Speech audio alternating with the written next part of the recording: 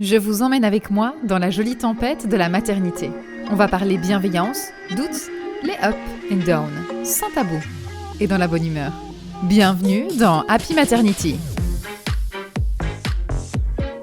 le podcast qui va booster ta maternité. Bonne écoute!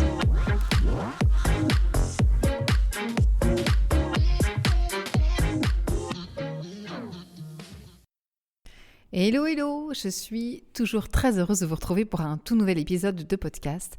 Et c'est un épisode pour moi un petit peu particulier parce que je sors de ma zone de confort. Alors j'ai un peu l'habitude de sortir de ma zone de confort, j'aime bien ça, mais c'est vrai que je le fais dans mon coin, tranquillement, sans pour autant partager ou montrer ça aux autres. Et donc c'est une sortie de zone de confort pour moi parce qu'il faut savoir que moi, quand j'étais petite, j'ai développé une capacité d'adaptation suite à des situations que j'ai pu vivre depuis très très jeune. Et donc du coup, cette capacité d'adaptation, je vous le dis pas pour me la péter, mais juste pour vous dire que j'avais pas le choix en fait. J'étais obligée pour comprendre ce qui se passait autour de moi et les autres qui m'entouraient, de m'adapter, de me mettre à niveau de la personne qui était en face de moi. Ce qui n'était pas toujours très facile en tant qu'enfant, mais ça a été un petit peu, si vous voulez, ma bouée de survie. J'ai pas vu ça comme une option. Je me suis dit, ok, il y a des choses que je ne comprends pas et comme tout petit être humain, on veut juste être aimé et se sentir en sécurité. Et donc j'avais l'impression, j'étais persuadée que pour être aimé, me sentir en sécurité, je devais m'adapter à l'autre qui avait en face de moi. Et donc j'ai grandi comme ça, des événements de vie que j'ai pu avoir.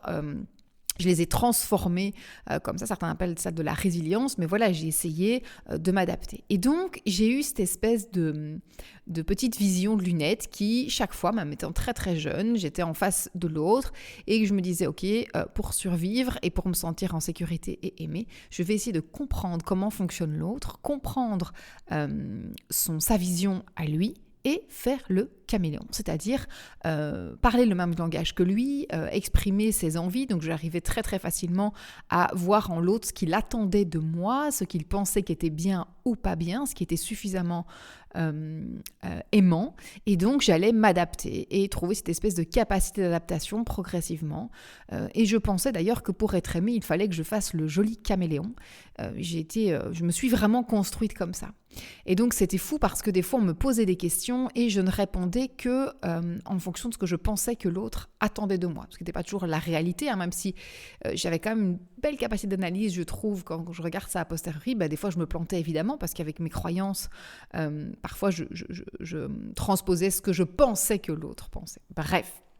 Et donc, je me souviens, j'ai cette image de moi toute jeune à l'école primaire où une institutrice me dit « Ah, toi, tu n'aimes pas l'école ?» et que je lui réponds « Ah oui, non, c'est vrai, j'aime pas l'école. » Pourquoi je repense à ça ? Parce qu'en fait, à l'époque, si j'adorais l'école, c'était un peu ma sortie de secours parce qu'au niveau familial, c'était des choses que je vivais qui n'étaient pas toujours évidentes. Et donc, du coup, si, je surkiffais, en fait, je m'épanouissais parce que là, je me sentais compétente et j'avais l'impression d'être dans un environnement qui était sécure, calme, où je savais ce qui allait se passer, où je comprenais ce qui se passait. Et donc du coup je lui ai répondu, chaque fois je me dis mais pourquoi étant si petite, j'étais à l'école primaire, mais au tout début des primaires, pourquoi je lui ai répondu ça ? Et chaque fois je me disais bah oui, c'est parce que je pensais que c'est ça qu'elle voulait entendre, elle voulait avoir raison, elle avait voulu me mettre dans une case et je me suis mise dans cette case. Et donc j'ai grandi, j'ai évolué. Alors cette capacité de caméléon m'a permis d'ouvrir quand même certaines portes. J'arrivais à m'adapter au langage de la personne qui est en face de moi ou de faire croire que je savais quelque chose. J'avais cette capacité-là. Mais du coup, je me suis construite comme ça aussi en me disant, mais en fait, tu vaux pas grand-chose. Tu sais juste t'adapter à l'autre et en fait, à l'intérieur, c'est creux. Tu sais même pas ce que tu veux toi. Et donc progressivement, les événements de vie ont fait que j'ai dû apprendre à qui j'étais moi parce qu'évidemment, c'était une situation inconfortable quand on devient adulte et on se rend compte, au bout d'un moment, moi, ça m'a démangé en tout cas. Je me suis dit, mais en fait, tu ne sais même pas ce que tu veux toi, tu n'arrives même pas à savoir quand tu réponds à une question ce que toi, tu penses, tu te focalises sur l'autre et donc tu fais des mauvais choix pour toi. Bref, tout ça pour vous dire que c'est une sortie de zone de confort pour moi de dire des fois vraiment ce que je pense, même si on n'a pas l'impression, quand on me voit de l'extérieur, on a plutôt l'impression en général que je n'ai pas de souci à dire ce que je pense. Ça n'a pas toujours été le cas. Si vous interrogez des gens qui me connaissaient il y a un paquet de temps, ils me disaient non, Aurélie, c'était la jeune femme timide qui n'osait pas dire grand-chose, qui n'osait pas dire ce qu'elle pense et qui surtout qui avait très peur du regard des autres. C'était hyper important pour moi que mon image corresponde au regard qu'avait besoin d'avoir l'autre pour être aimée aimé, à être accepté. Comme beaucoup de gens, parce que l'être humain, en fait, il ne cherche qu'une seule chose, c'est à être aimé, à se sentir épanoui dans un endroit confort, sécure, et être aimé, c'est les premiers besoins d'un tout petit. Et donc, ma sortie de confort, là, aujourd'hui, elle est là parce que je me dis, mais en fait, il y a peut-être d'autres gens qui sont dans cette situation et qui ont besoin d'entendre ça. Et donc, c'est pour ça que j'avais envie de partager avec vous ma vision aujourd'hui de la vie qui va sans doute pas plaire à tout le monde. Et c'est là qu'il y a ma sortie de zone de confort. C'est que je vais vous dire ce que je pense clairement, même si je sais que je prends le risque qu'on me dise, qu'on me juge, qu'on dise des propos négatifs à mon égard. Et c'est quelque chose qui a jusque-là pas toujours été facile pour moi d'entendre. Mais je me dis en fait, ne pas plaire à tout le monde, c'est plutôt positif. Ça veut dire aussi que ça y est. Je ne m'attends pas à être un caméléon, mais ça y est, je vais dire ce que je pense, tout en restant dans un respect de l'autre. C'est ce qui est très important pour moi, c'est une de mes grandes valeurs. Mais effectivement, je vais enfin pouvoir dire ce que je pense. Alors, c'est pas un truc de fou. Pour vous, ça va peut-être vous paraître complètement banal et vous dire, bah oui, je vois pas ce qu'il y a de dingue, pourquoi je n'osais pas le dire. Mais pour moi, c'est très, très important. C'est une sortie de zone de confort. Donc, voilà. Alors, pour moi, ma vision dans la vie, c'est qu'il n'y a pas 1000 options de choix, nous en avons 2. On a 2 types de visions, 2 chemins qu'on peut prendre différents dans notre vie. Pourquoi je vous dis ça? Ça paraît assez réducteur. C'est parce que je pense que ce choix-là conditionne énormément notre vie. L'option 1, c'est ce que font la majorité des gens, c'est de se dire ma vie, mon bonheur, mon épanouissement dépend de mon entourage, de ce qui m'est arrivé dans la vie, de là où je suis et de ce qui m'arrive là tous les jours. Je n'ai aucun pouvoir pour améliorer mon bonheur. Ma vie, elle craint et c'est à cause des autres. Et c'est des propos que j'ai souvent entendus et que je peux comprendre. C'est on peut tous rentrer un jour du boulot ou de notre vie et de se dire c'est pas juste. Quand j'ai perdu ma deuxième petite fille, je peux vous dire que quand ils nous ont annoncé que ça avait touché 10 couples en Belgique cette année-là, enfin bref, c'est extrêmement peu sous toutes les naissances, et on a dit, vous n'avez pas eu de chance. Évidemment, quand le ciel m'est tombé sur la tête, je me suis dit, punaise, c'est vraiment pas cool. On est 2 personnes, 2 parents en bonne santé, on fait tout ce qu'il faut, on fait du sport, on donne tout ce qu'on peut et on essaie de faire le bien autour de nous, d'amener des bonnes choses, et punaise, ça nous tombe dessus, c'est pas juste. Je peux vous dire que j'ai eu quand même quelques moments de colère où j'ai pu crier dans ma voiture, où d'imaginer que tout le monde se crachait, parce que c'est pas juste. Moi, j'ai pas mérité ça. Et en même temps, vous allez me dire, qui a mérité ça? Personne, évidemment.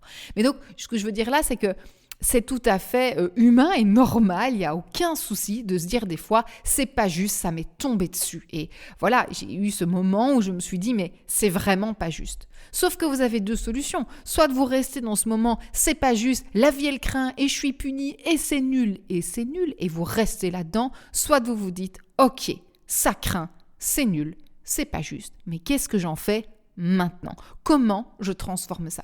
Et ça, c'est un petit peu ma capacité d'adaptation. C'est ce qui m'a un peu sauvée, je pense, dans ma vie et que j'ai envie de vous transmettre aujourd'hui parce que je me dis que ça peut servir à n'importe qui, à n'importe quel moment.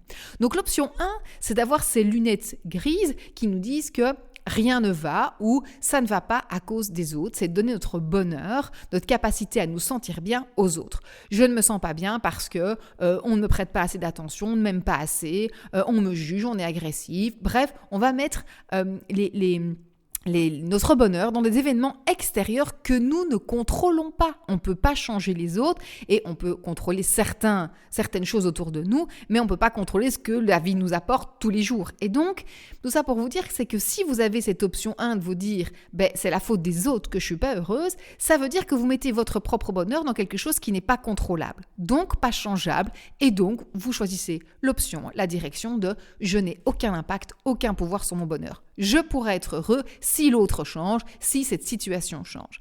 Et le problème, c'est que pourquoi est-ce que la majorité des gens choisissent cette option-là? Vous allez me dire, c'est pas un choix, c'est comme ça. Moi, je pense que on va vers ce chemin-là parce qu'on a ce côté facile, dans le sens où être heureux, devenir heureux et le bonheur, si il était facilement accessible et que c'était un truc instinctif qui viendrait comme ça facilement, on serait tous heureux sur cette planète. Et évidemment, c'est ça mes rêves, et j'ai envie de créer ce rêve de monde de bisounours, ce qu'on peut me reprocher des fois un petit peu, mais je me dis, ok, moi, dans cet univers, je ne peux pas changer les autres, mais je peux essayer de créer mon bonheur à moi. Et oui, c'est pas facile, c'est difficile, c'est un chemin qui est complexe, compliqué, qui demande de la discipline au-delà de la motivation de se dire je veux être heureux. Parce que bon, soyons clairs, je pense que tout un chacun, on se dit quand même à certains moments de notre vie qu'on a envie d'être heureux, qu'on mérite notre bonheur et qu'on le veut. Mais simplement le fait de le vouloir, être motivé, ne va évidemment pas vous l'apporter, sinon de nouveau, ce serait simple, on serait tous heureux. C'est parce que c'est beaucoup plus complexe et surtout qu'on ne nous apprend pas à devenir heureux, on ne nous apprend pas le bonheur à l'école ou voilà, dans notre éducation classique, le bonheur ne s'apprend pas parce qu'on préfère surtout penser que le bonheur, il vient de l'extérieur. Or, quand vous observez quand même, il y a des gens qui n'ont rien, ou très peu de choses, et il leur arrive des événements, et ils arrivent à avoir cette capacité à mettre leurs lunettes roses quand même. Pas toujours, on est d'accord, mais qui arrive. Et d'autres gens, vous les voyez, vous dites, mais je comprends pas, lui il roule en Porsche, il n'a pas de problème financier, sa vie a l'air parfaite, on voit une vie de dingue, et il n'est pas heureux. Ça montre bien que c'est pas le fait simplement de l'environnement extérieur qui va faire que vous allez être heureux ou pas, ça aide, on est bien d'accord. Vous vivez dans un pays en guerre avec une famille qui n'est pas capable de vous apporter à manger, où vous n'avez pas la sécurité affective, pas de bol, donc dans une famille qui est déficiente, ou voilà, vous vivez dans des drames particuliers à répétition, oui, c'est sûr que vous ne démarrez pas au même niveau que quelqu'un qui a une vie sans trop de conflits, sans trop de difficultés, sachant que quand même la difficulté et le conflit, c'est ce qui nous fait grandir aussi, donc voilà. Mais oui, c'est vrai, ok, d'accord, on n'arrive pas à la même chance.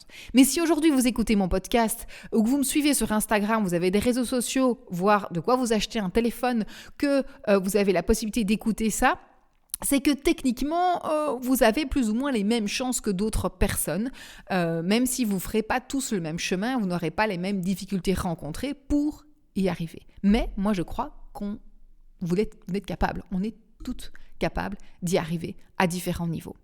Et donc, cette option 1, c'est de se dire... ok, moi ma vie elle craint, mais je ne sais rien faire d'autre. Et souvent les gens ne disent pas je ne peux pas y arriver, c'est je ne sais pas, c'est pas possible, je ne peux pas changer ma situation, je ne peux pas changer mon job, je ne peux pas changer mon mari, je ne peux pas changer mes enfants, je ne peux pas changer ce qui m'arrive. Et donc oui, effectivement, si on reste braqué sur cette option-là, eh bien on ne va pas avancer. Et je vais vous dire, il y a un truc qui est bien pire que ne pas avancer, c'est que votre cerveau va créer un biais de confirmation. Ça veut dire quoi ? Ça veut dire que si vous passez votre temps à vous dire « la vie elle craint, il fait gris, il pleut, ça craint, c'est nul » et que vous vous entourez d'environnements comme ça, donc à vous répéter, même juste avec votre petite voix « c'est nul, ça craint », vous savez ce bête truc là où vous laissez tomber votre casserole et où vous devez dire « ah mince, pas de bol » et que vous la remettez, vous allez peut-être vous dire « mais je suis trop nul, oh, je suis con, pourquoi j'ai fait ça, c'est pas possible, regarde, j'arrive à rien, je suis nul ».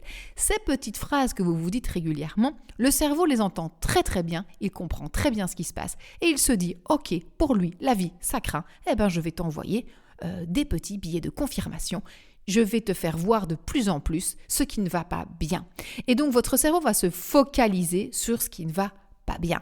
Demain, vous vous dites... je sais pas, vous focalisez sur un truc négatif, les gens ils sont vraiment pas sympas, ils sont vraiment agressifs, vous allez voir de plus en plus de gens pas sympas et agressifs et vous allez sentir ça, vous allez être de plus en plus à l'écoute, c'est ce qu'on appelle le biais de confirmation. Et donc évidemment, vous avez par contre un impact là-dessus, parce que la bonne nouvelle, c'est que votre biais de confirmation, il fonctionne dans les deux sens.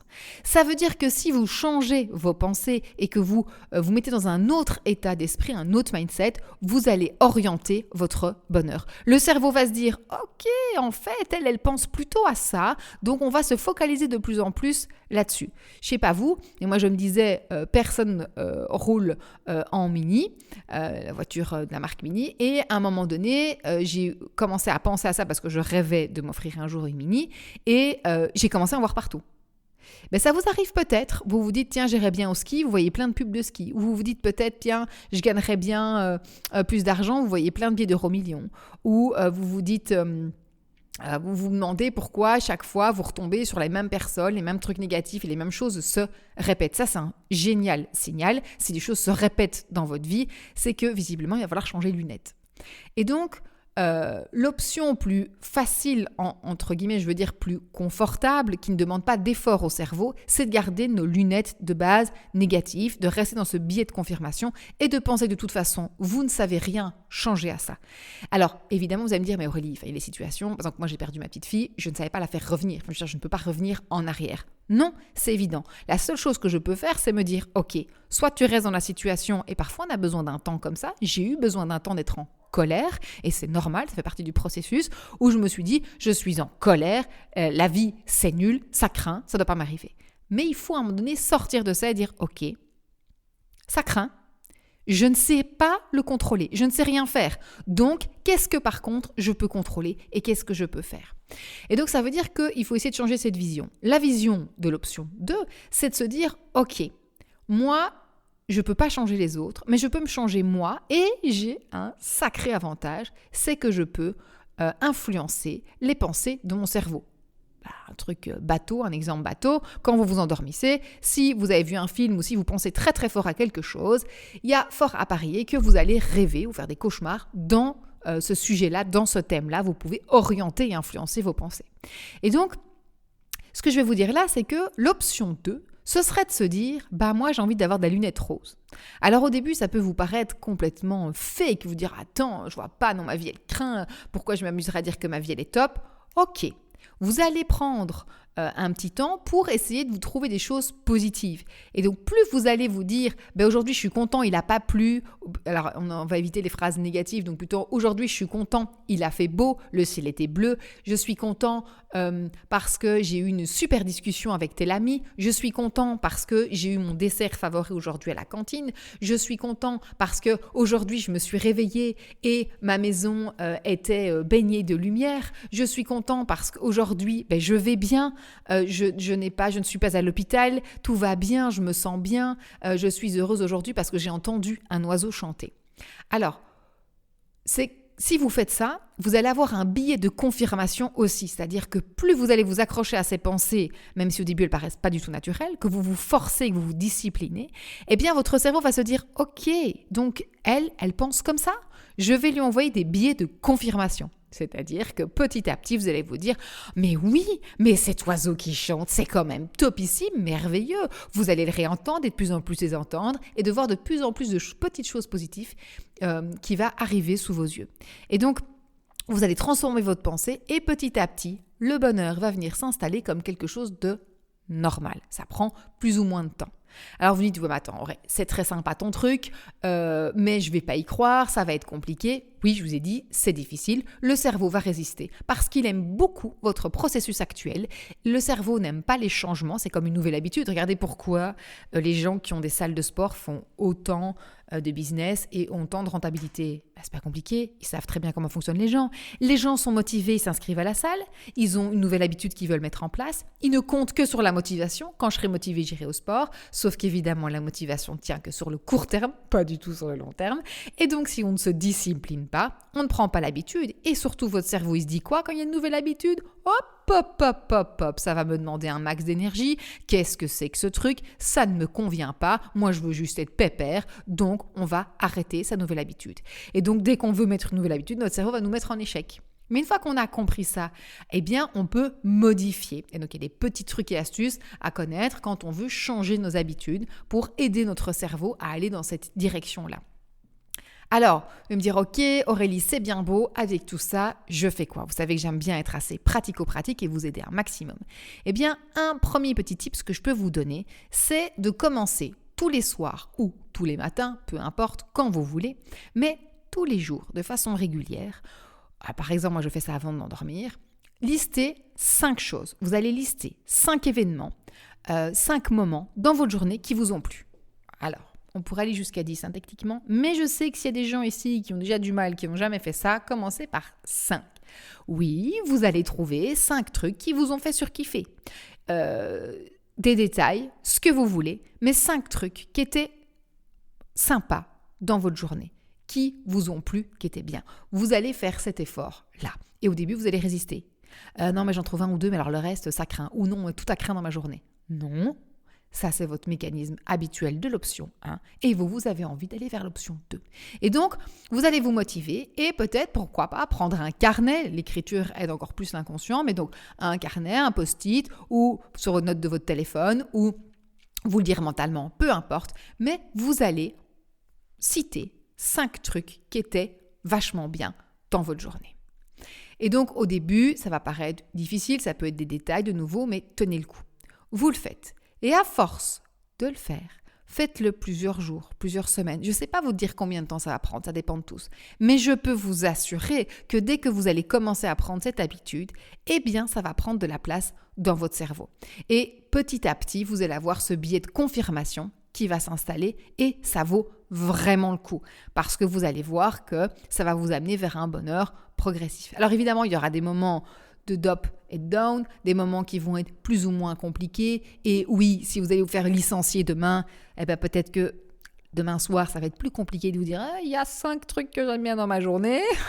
Ok, mais faites-le quand même. Quand même. Quoi qu'il arrive, essayez. Gardez cette discipline et par exemple, faites un challenge pendant 3 semaines, tous les soirs, je vais faire ça. Et vous listez, vous mettez sur un petit carnet ou quoi, et jour 1, jour 2, et vous vous y tenez. Ça va vous prendre quoi ? 5 minutes, normalement, et vous prenez ce temps-là. Moi, j'aime bien le faire juste avant de dormir pour pouvoir orienter un petit peu mes pensées positives aussi.